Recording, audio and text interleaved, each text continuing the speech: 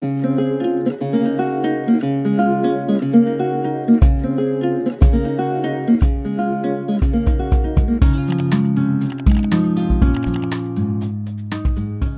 teman-teman, bertemu lagi di Uji Kompetensi dan SKB Kebidanan tahun 2021 tentang asuhan NIPA. Selamat menyaksikan.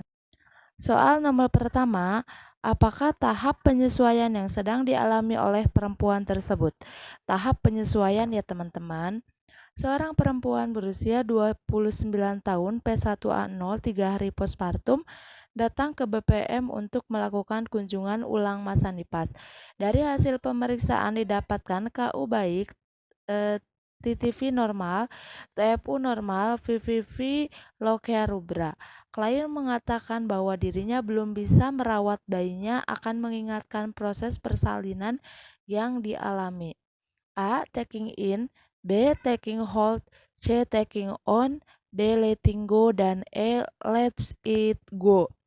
Di sini mengatakan si ibu belum bisa merawat bayinya akan mengiyakan proses persalinan yang dialami, dan di sini si ibu sudah 3 hari postpartum. Tahap penyesuaiannya apa ya teman-teman? Di sini dijelaskan periode adaptasi pada masa itu ada 3 tahap menurut Saleha 2009. Yang pertama, taking in period terjadi pada 2-3 hari setelah persalinan. Ibu masih pasif dan sangat bergantung pada orang lain. Fokus perhatian terhadap tubuhnya. Ibu lebih mengingatkan pengalaman persalinan yang dialami serta kebutuhan tidur dan nafsu makan meningkat. Yang kedua itu taking hold period. Berlangsung 3-4 hari postpartum. Ibu lebih berkonsentrasi pada kemampuannya dan menerima tanggung jawab sepenuhnya terhadap perawatan bayi. Pada masa ini, ibu menjadi sangat sensitif sehingga membutuhkan bimbingan dan dorongan perawat untuk mengatasi kritikan yang dialami ibu. Yang ketiga ada letting go period. Setelah ibu dan bayi tiba di rumah, ibu mulai secara penuh menerima tanggung jawab sebagai seorang ibu dan menyadari atau merasa kebutuhan bayi sangat bergantung pada dirinya. Di sini sudah jelas si ibunya belum bisa merawat bayinya dan akan selalu mengingatkan proses persalinan yang dialami. Jadi jawabannya adalah A, taking in ya. Soal nomor 2, apa fokus asuhan pada kasus tersebut? Fokus asuhannya apa ya teman-teman? Seorang perempuan berusia 26 tahun P1A0 melahirkan 6 jam yang lalu di bidang praktek mandiri. Dari hasil pemeriksaan didapatkan KU baik, TTV normal, TFU 2 jari di bawah pusat, lochia rubra, dan tidak ada kelainan. A. Memastikan ibu menyusui dengan baik. B. Memberikan konseling KB secara dini. C. Mencegah terjadinya perdarahan masa nipas. D. Memastikan involusi uteri berjalan normal. E. Memberi konseling pada ibu mengenai asuhan pada bayi. Di sini fokus asuhannya dan si ibu melahirkan baru 6 jam. Apakah yang tepatnya itu? Tujuan kunjungan ulang pada waktu 6-8 jam persalinan menurut Saleha 2009 adalah yang pertama, mencegah terjadinya perdarahan masa nipas. Yang kedua, mendeteksi dan merawat penyebab lain perdarahan dan memberi rujukan bila perdarahan berlanjut. Yang ketiga, memberikan konseling kepada ibu atau salah satu anggota keluarga mengenai bagaimana mencegah perdarahan masa nipas karena atonia uteri. Terus selanjutnya pemberian ASI pada masa awal menjadi ibu. Mengajarkan cara mempererat hubungan antara ibu dan bayi baru lahir, menjaga bayi tetap sehat dengan cara mencegah hipotermia. Pada kasus tersebut, ibu melahirkan 6 jam yang lalu, fokus asuhan pada kunjungan ulang 6-8 jam, salah satunya adalah mencegah terjadinya perdarahan pada masa nipas. Jadi jawabannya adalah C ya teman-teman. Soal nomor 3, apa tahapan periode masa nipas yang dialami perempuan tersebut? Periode masa nipasnya apa? Seorang perempuan berusia 32 tahun P3A0 6 hari pospartum datang ke BPM untuk melakukan kontrol nipas. Hasil pemeriksaan tekanan darah 110/80, nadi 80, suhu 36, respirasi 20. PPP normal, TFU pertengahan antara pusat dan simpisis. A. Early postpartum, B. Late postpartum, C. Immediate postpartum, D. Late furium, E. Immediate furium. Kita jelasin satu persatu dulu ya. Tahapan yang terjadi pada masa nipas menurut Saleha 2009, periode immediate postpartum, masa segera setelah plasenta lahir sampai dengan 24 jam. Period early postpartum, ini dari 24 jam sampai 1 minggu. Pada fase ini bidan memastikan involusi uteri dalam keadaan normal. Yang ketiga, periode late postpartum 1 minggu sampai 5 minggu. Bidan tetap melakukan perawatan dan pemeriksaan sehari-hari serta konseling KB. Pada kasus di atas dijelaskan bahwa ibu datang saat postpartum 6 hari. Tahapan yang sedang dialami oleh ibu adalah periode early postpartum karena early postpartum dihitung sejak 24 jam postpartum hingga 1 minggu postpartum. Jadi jawabannya adalah A ya teman-teman. Soal nomor 4. Apa jenis lokhea menurut kasus di atas? Jenis lokheanya apa ya? Seorang perempuan berusia 24 tahun P1A0 5 hari postpartum datang ke BPM untuk memeriksakan keadaannya. Dari hasil pemeriksaan didapatkan keadaan umum baik, TTV normal dan TFU normal. A. Rubra, B. sanguinolenta, C. purulenta, D. alba, dan E. serosa. Dijelaskan dulu ya teman-teman, ada lokhea rubra itu atau cruenta berwarna merah, keluarnya itu selama 2-3 hari postpartum. Yang kedua, lokhea sanguinolenta berwarna merah kuning pada hari ke-3-7 hari. Yang ketiga, lokhea serosa, lokhea berbentuk serum dan berwarna merah jambu kemudian kuning pada hari ke-7 dan hari ke-14. Lokhea alba dimulai hari ke-14, kemudian makin lama makin sedikit hingga sama sekali berhenti sampai 1 atau 2 minggu berikutnya.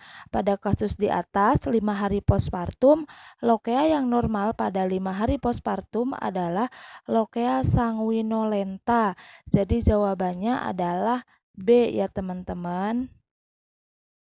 Soal nomor 5, kapan ibu harus melakukan kunjungan ulang? Seorang perempuan berusia 27 tahun 6 jam yang lalu melahirkan anak pertamanya di BPM. Hasil pemeriksaan tekanan darah 100/70, nadi 78, respirasi 22, suhu 36,6, TFU 2 jari di bawah pusat, PPP lokhea rubra. Setelah dinyatakan bahwa hasil pemeriksaan normal, ibu diperbolehkan untuk pulang.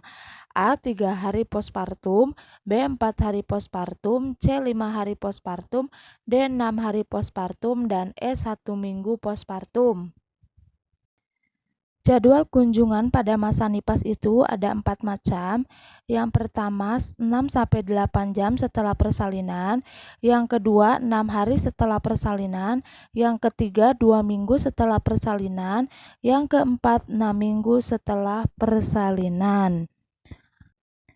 Pada kasus di atas, ibu sudah melakukan kunjungan nipas yang pertama, yaitu 6 jam postpartum.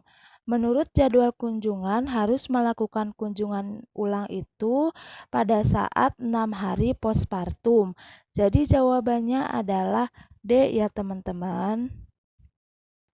Soal nomor 6, berapakah yang sesuai dengan masa nipas pada kasus tersebut? Seorang perempuan berusia 37 tahun P2A0 7 hari postpartum datang ke BPM untuk melakukan kunjungan ulang masa nipas. Hasil pemeriksaan TTV normal, lokhea sanguinolenta, TFU normal. A. Setengah pusat, B. Dua jari di bawah pusat, C. Pertengahan pusat simfisis, D. Dua jari di bawah simfisis, E. Tidak teraba di bawah simfisis. Mari jawab ya teman-teman. TFU sesuai masa involusi menurut Saleha 2009. Bayi lahir biasanya setinggi pusat atau dua jari di bawah pusat. 1 minggu itu pertengahan pusat simfisis. 2 minggu tidak teraba di atas simfisis. 6 minggu normal. 8 minggu normal seperti sebelum hamil. Pada kasus di atas, ibu sedang pada tahap 7 hari postpartum, maka TFU yang sesuai dengan masa nipasnya adalah pertengahan pusat simfisis. Jadi jawabannya adalah C ya teman-teman. Soal nomor 7, apa diagnosis yang tepat untuk kasus di atas? Diagnosis ya teman-teman. Seorang perempuan usia 34 tahun P3A1 postpartum hari kelima datang ke BPM dengan keluhan badan terasa panas, nyeri pada jalan lahir, dari jalan lahir keluar cairan yang berbau busuk, hasil pemeriksaan tekanan darah 100/60, nadi 92, uterus teraba lembek dan agak membesar. PPP Lochia purulenta. A. Pulpitis, B. Vaginitis, C. Cervicitis, D. Parametritis, dan E. Tromboplebitis. Mari kita jawab. Di sini dijelaskan dulu ya. Pulpitis itu radang pada pulpa yang ditandai dengan rasa gatal dan perih di area kemaluan wanita. Pulpa merupakan lipatan kulit yang terletak di bagian paling luar dari organ intim wanita. Kalau vaginitis itu peradangan pada vagina yang dapat menghasilkan keputihan, gatal, dan nyeri, biasanya disebabkan oleh perubahan keseimbangan normal bakteri vagina, infeksi, atau mengurangi tingkat estrogen setelah menopause. Parametritis atau infeksi di daerah sekitar rahim disebut juga selulitis pelvika adalah radang yang terjadi pada parametrium yang disebabkan oleh invasi kuman. Penjalaran kuman sampai ke parametrium terjadi pada infeksi yang lebih berat. Tromboplebitis itu suatu kondisi saat gumpalan darah di pembuluh darah yang menyebabkan peradangan dan nyeri. Di sini, keluhan yang dialami oleh perempuan tersebut berkaitan dengan tanda gejala yang mengacu pada parametritis, karena di sini sudah jelas gejalanya itu uterus agak membesar dan lembek, nyeri pada perabaan, suhu tubuh biasanya tinggi, nadi cepat dan menggigil, lochia banyak, dan tentunya berbau. Jadi jawabannya adalah D, parametritis ya teman-teman. Soal nomor 8, penyebab masalah yang dialami perempuan tersebut yang benar kecuali. Oh, di sini udah yang benar, terus menggunakan kecuali, berarti jawabannya yang benar itu yang mana ya teman-teman? Seorang perempuan berusia 30 tahun P3A0 4 hari postpartum datang ke BPM dengan keluhan puting susu lecet dan perih saat menyusui. A. Kesalahan dalam teknik menyusui. B. Manualisis pada mulut bayi yang menular pada puting susu ibu. C. Ibu menghentikan menyusui dengan kurang hati-hati. D. Bayi dengan tali lidah yang pendek. Dan E. Bayi yang menyusu hingga ke areola. Berarti ini kan jawabannya yang benar.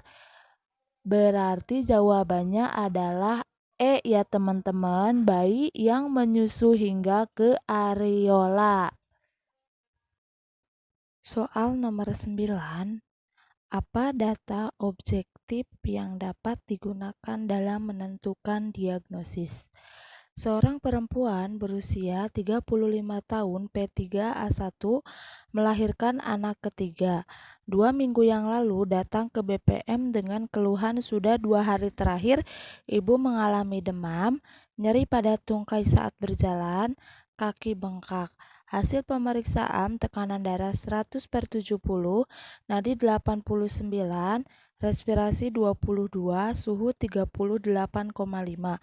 Lochia serosa. tanda Homen positif, udem pada tungkai positif. A. Nadi, B. Suhu, C. Lokhea, D. Tanda Homen, E. Edem pada tungkai. Di sini yang ditanyakannya data objektifnya apa ya teman-teman. Di sini dari tanda-tanda kasus di atas itu adalah gejala-gejala DPT, deep-vein thrombosis. Antara lain nyeri otot, adanya tanda Homen yaitu tanda nyeri betis pada posisi kaki dorsopleksi pasif, termasuk pada kasus trombosis vena. Apa sih tanda Homen itu? Tanda Homen itu biasanya kaki itu lurus, diangkat, dan kita sebagai pemeriksanya ditekuk kakinya dalam keadaan lurus. Terus, apakah si ibu ada rasa nyeri atau tidak? Jika ada rasa nyeri, berarti si ibu mengalami trombosis atau trombosis vena. Yang mana tanda yang paling khas yang menunjukkan diagnosis tersebut adalah tanda Homen. Berarti jawabannya adalah D. Lanjut ke nomor 10, apa diagnosis pada kasus di atas? Diagnosisnya apa berarti ya teman-teman? Seorang perempuan berusia 27 tahun P2A0 4 hari postpartum datang ke BPM dengan keluhan kedua payudara bengkak, nyeri, dan kemerahan. Hasil pemeriksaan tekanan darah 120/80, nadi 85 kali per menit, suhu 36,7 dan respirasi 20 kali per menit. A. Mastitis, B. Engorgement, C. Abses payudara, D. Tumor payudara, dan E. Bendungan payudara. Keluhan yang dirasakan ibu sesuai dengan diagnosis itu mengarah ke bendungan payudara. Karena di sana dikatakan payudaranya bengkak, nyeri, dan kemerahan dirasakan dalam 3-5 hari postpartum, tepatnya pada 4 hari postpartum. Dan ciri-ciri bendungan payudara itu payudara bengkak dan keras, nyeri pada payudara, terjadi 3-5 hari setelah persalinan, kedua payudaranya terkena. Berarti jawabannya adalah E ya teman-teman, bendungan payudara.